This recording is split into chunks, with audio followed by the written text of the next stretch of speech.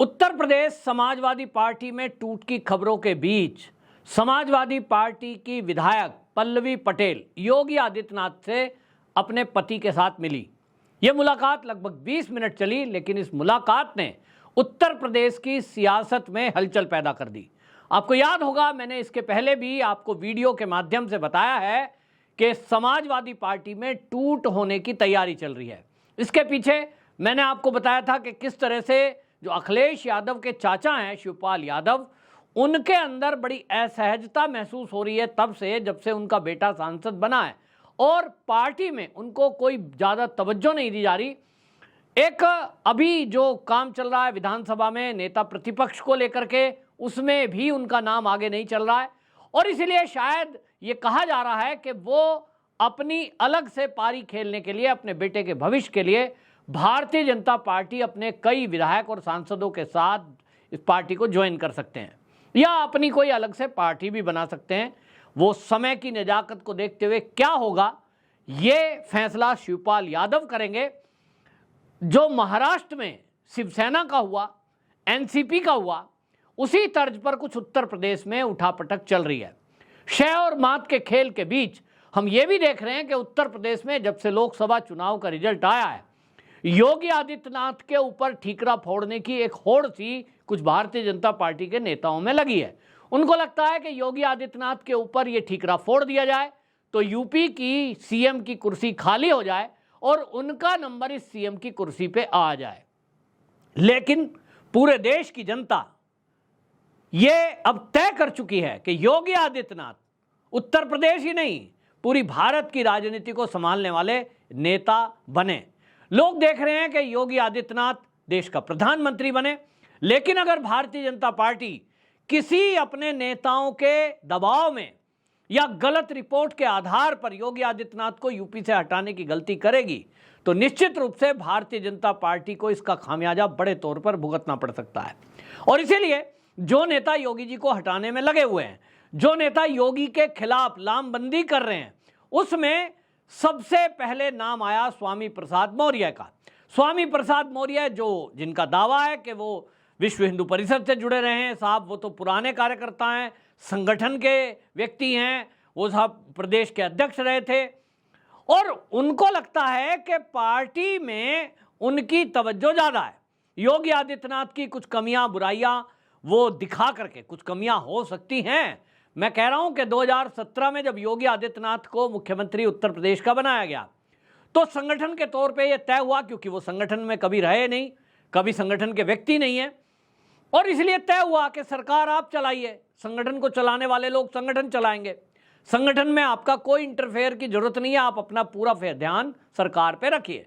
योगी आदित्यनाथ ने ऐसा ही किया, उनका कोई स्वार्थ तो है नहीं, उन्होंने सरकार चलाया और बेहतरीन सरकार चलाई, जिसका नतीजा है कि 17 के बाद 22 में उत्तर प्रदेश में योगी आदित्यनाथ भारतीय जनता पार्टी की सरकार दोबारा से बनी और भारी बहुमत से बनी।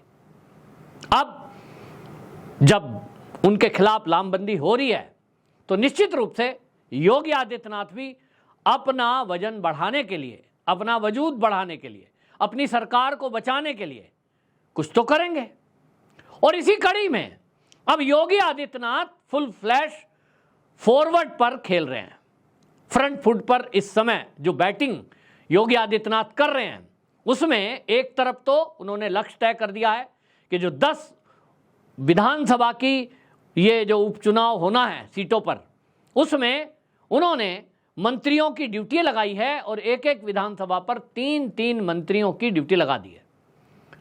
ये दिखा रहा है कि भैया अब उन्होंने तय कर लिया कि ठीक है, अब उत्तर प्रदेश में अभी तक संगठन पर उन्होंने ध्यान नहीं दिया। संगठन, क्योंकि उनको कहा गया कि संगठन पे आपको ध्यान देने की आवश्यकता नहीं है, सरकार पे ध्यान दो। लेकिन आज जब चुनाव का रिजल्ट नेगेटिव आया है तो अब नेरेटिव बनाया जा रहा है कि साहब योगी जी तो संगठन के लोगों की बात नहीं सुनते। भाई, संगठन के जो प्रदेश के अध्यक्ष हैं, जो जिला अध्यक्ष हैं, वो उनकी जिम्मेदारी है कि कार्यकर्ताओं से तालमेल रखें और कार्यकर्ताओं का काम कराने के लिए जब डिप्टी सीएम 2-2 बना दिए, उन डिप्टी सीएम के जरिए काम कराएं। योगी आदित्यनाथ को जब पहले आपने कह दिया कि संगठन का आपको चिंता करने की जरूरत नहीं है तो संगठन से वो बेफिक्र हैं।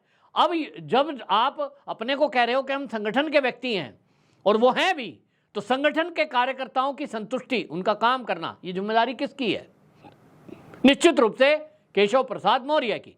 लेकिन केशव प्रसाद मौर्य बड़ी चालाकी के साथ अपनी कमियों को छुपाने के लिए और अपना कमी का ठीकरा योगी आदित्यनाथ के सर पे फोड़ने की कोशिश कर रहे हैं।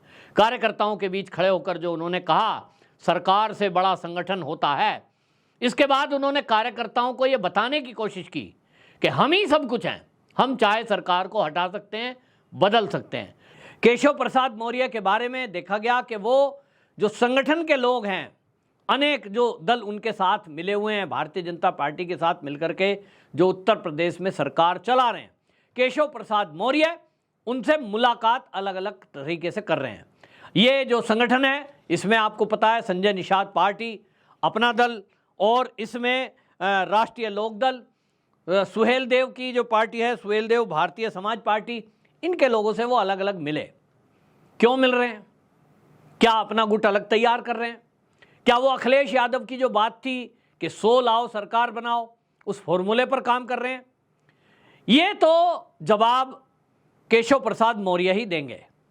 लेकिन आपको बताऊं कि इसी बीच अब योगी आदित्यनाथ, जब पार्टी शीर्ष से उनकी बातचीत क्या हुई है मुझे नहीं पता, लेकिन योगी आदित्यनाथ सरकार चला रहे हैं। अभी तक उन्होंने ध्यान नहीं दिया था, लेकिन अब उनको समझ में आ गया है कि सीएम की कुर्सी के साथ साथ उनको अब संगठन और बाकी चीजों को भी देखना है। तो एक तरफ शासन प्रशासन पर ताबड़तोड़ योगी जी एक्शन ले रहे हैं।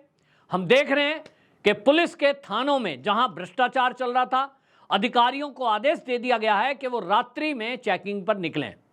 नोएडा में भी मैंने देखा है कि नोएडा में कमिश्नरेट है, यहां असिस्टेंट कमिश्नर रैंक के व्यक्ति रात में 12 बजे, 1 बजे, 2 बजे सड़कों पर निकल रहे हैं वेश बदलकर और चेकिंग चल रहे हैं।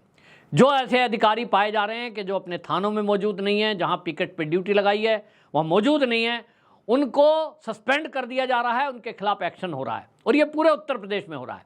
और अभी आपने देख ही लिया कि बिहार बॉर्डर पर किस तरह से पूरा एक थाना सस्पेंड कर दिया गया। 10 पुलिसकर्मी जिसमें कि आईपीएस हैं उनको तो हटा दिया गया, लेकिन बाकी को गिरफ्तार कर लिया गया है, उनके खिलाफ एफआईआर दर्ज हुई है। जहां से भी कंप्लेंट आ रही है, अब उच्च अधिकारियों की जिम्मेदारी तय कर दी गई है कि आप जिम्मेदार हैं, जो आईजी रैंक है, डीआईजी रैंक है, कि आप अपने एरिया में जहां भ्रष्टाचार की कंप्लेंट है खुद आप अटेंड करिए। अधिकारी पूरी रात घूम रहे हैं। दूसरी तरफ भ्रष्टाचार के केस में लिप्त या कहीं से कोई शिकायत प्रशासन लेवल पर भी आ रही है, उस पर भी योगी आदित्यनाथ एक्शन मोड में है। दूसरी तरफ वो हर मंडल के लोगों से मिल रहे हैं और मंडलवार उन्होंने अभी मेरठ मंडल, फिर जो है आगरा मंडल, इस तरह से मंडलवार लोगों को बुलाया है। उसमें विधायक हैं, संगठन के लोग हैं और सबसे व्यक्तिगत रूप से योगी आदित्यनाथ प्रतिदिन मीटिंग कर रहे हैं, उनकी समस्याओं को जान रहे हैं। उनके समाधान के लिए अधिकारियों को निर्देश दे दिए गए हैं कि पार्टी के मेरे जो संगठन के लोग हैं और जो जनप्रतिनिधि यानी विधायक हैं या सांसद हैं, अगर वो कोई काम कहते हैं तो उनके काम को प्राथमिकता दी जाए, तत्काल उसकी सुनवाई की जाए। यदि किसी अधिकारी ने उस काम में कोताही बरती और 7 दिन के अंदर वो काम नहीं हुआ तो फिर वो अधिकारी अपना ट्रांसफर या तो सस्पेंशन समझे। पहले चेतावनी दे दी गई है और इस चेतावनी के बाद पूरे उत्तर प्रदेश में अधिकारी जो अब ढीला ढवाली कर रहे थे उनको समझ में आ गया कि योगी जी अब बख्शने वाले नहीं हैं। बहुत ज़्यादा शिकायत ये चुनाव के दौरान आई, ये बात अलग है, योगी जी तक शिकायत पहुंचती नहीं थी। जैसा मैंने आपको बताया, योगी जी ने काम का विभाजन कर दिया था। योगी जी अपने तरीके से उत्तर प्रदेश के शासन और पुलिस को चला रहे थे। तो आप पुलिस में कोई कमी बताएं, जो कमी कहीं देखी गई और उनकी नज़र में आई, योगी जी ने उस पर तत्काल एक्शन लिया। व्यक्तिगत रूप से मैं कई पुलिस वालों को जानता हूं, मेरे मित्र हैं, वो ये कहते हैं कि साहब योगी जी का तो पूरा ध्यान केवल और केवल यूपी की पुलिस पे है, जबकि डिपार्टमेंट तो कई हैं। भाई ये केवल योगी जी पुलिस को ही ध्यान में रखते रहते हैं। कोई कहीं घटना हो गई सस्पेंड कर दो, कहीं कोई बात हो गई ट्रांसफर कर दो। लेकिन मैंने अब देखा भाई योगी जी क्या करेंगे। बिजली विभाग की कंप्लेंट है तो AK शर्मा जी एक काबिल अफसर हैं, रहे हैं, रिटायर हुए हैं, और वो कहा जा रहा है केंद्र की तरफ से भेजे गए हैं। तो बिजली विभाग उनके पास है तो योगी जी उनके काम में इंटरफेयर करेंगे तो फिर वो बात आएगी कि सही है, अब केंद्र का भेजा हुआ व्यक्ति मोदी जी का खास व्यक्ति पे इंटरफेयर कर रहा है, और इसलिए उनको खुली छुट्टी दी गई। लेकिन आप कहें कि योगी जी की वजह से बिजली खराब आ रही है, भाई वो बिजली मंत्री जाने। परिवहन मंत्रालय जो चला रहा है उनको कहा गया है, अब बसें खरीदी जा रही हैं, भर्ती की जा रही है। तो योगी जी अपना काम देखें कि बाकी मंत्रियों का भी काम देखें, और बाकी मंत्रियों का भी देखेंगे तो फिर अपना काम कब देखेंगे। और इसीलिए अभी तक डिवाइड कर दिया गया था, लेकिन अब योगी जी ने समझ लिया कि सारे मंत्रियों की कमियां भी उन्हीं के सर फूटने वाली हैं, उन्हीं को टारगेट किया जाना है। तो मंत्रियों को भी अब उन्होंने कर दिया टाइट।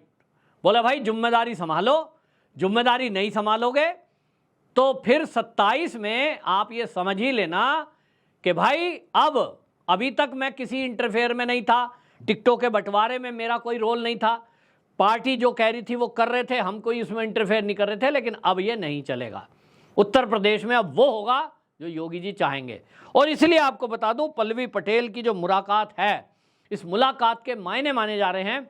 और जैसा मैंने आपको ये विस्तार से बताया, इसका मतलब केवल इतना ही है कि जो लोग गुटबाजी पैदा करके योगी जी को कमज़ोर करने का सपना देख रहे हैं, वो समझ लें कि भारतीय जनता पार्टी में जो कार्यकर्ता हैं, जो विधायक हैं, जो सांसद हैं, वो पार्टी के साथ होते हैं, ना कि व्यक्ति के साथ। ये काडर बेस्ड पार्टी है, ये परिवारवादी पार्टी नहीं है।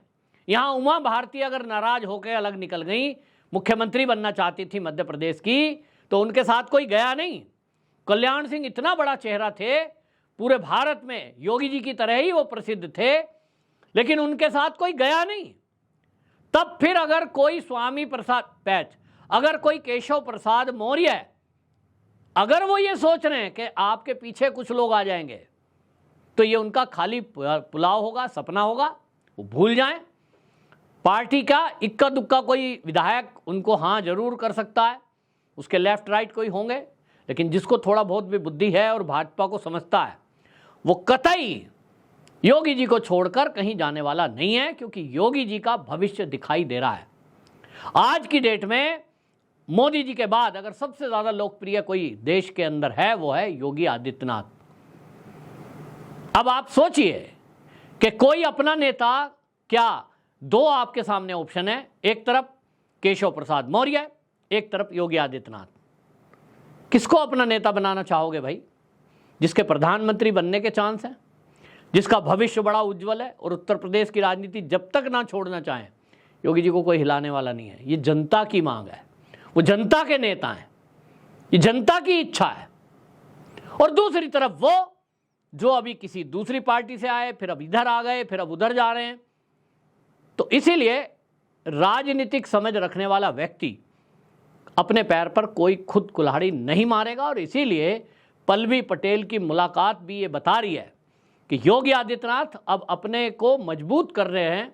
जहां एक तरफ वो सहयोगी दलों से, उनके नेताओं से बातचीत कर रहे हैं, वहां दूसरी तरफ मंत्री और विधायकों से बातचीत कर रहे हैं, और उनके काम तुरंत हल हो रहे हैं। दूसरी तरफ अब उन्होंने ये भी तय कर दिया कि जिन दलों को वो अपने में मिला सकते हैं, जो आज समाजवादी पार्टी के साथ खड़े हैं, उनको कैसे अपने में मिलाया जाए। हालांकि आपने देखा है कि ये जो पल्लवी पटेल है, इनकी माताजी हैं कृष्णा पटेल, वो बीजेपी के विरुद्ध काफ़ी बोलती रही हैं, लेकिन समाजवादी पार्टी के खटपट के बाद अब ये चांस बन रहा है कि कहीं ना कहीं ये जो इनकी पार्टी है, अपना दल कमेरावादी, ये अब बीजेपी के साथ आ सकती है, योगी आदित्यनाथ के साथ आ सकती है। और यदि ऐसा हुआ तो योगी जी की पावर कई गुना इससे बढ़ जाएगी, क्योंकि जो इस अब उपचुनाव है, इसी में आप देखेंगे कि ये जो अपना दल का वोट है, वो भारतीय जनता पार्टी को पक्ष में मिलेगा, तो इसका लाभ मिलेगा। और समाजवादी पार्टी को ये एक बहुत बड़ा झटका हो सकता है। और ये उसके अलग है, जो मैंने खबर आपको चचा जान के बारे में बताई थी, शिवपाल यादव के, ये उस खबर से अलग है, क्योंकि ये तो एक सहयोगी दल के रूप में है। तो ये अलग से एक प्रयास योगी जी का है। योगी जी के इस प्रयास से ये दिख गया है कि योगी जी अब पूरी तरह एक्शन मोड में है, और वो अपनी सरकार चलाने के साथ साथ संगठन को भी मजबूत, सरकार को भी मजबूत करने के लिए फुल फ्लैश काम कर रहे हैं, और पूरी आज़ादी के साथ काम कर रहे हैं। तो इसीलिए सरकार को कोई खतरा है नहीं।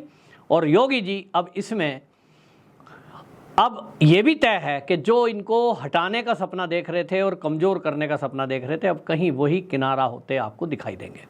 आपकी क्या राय है कमेंट बॉक्स में ज़रूर बताएं। वंदे मातरम।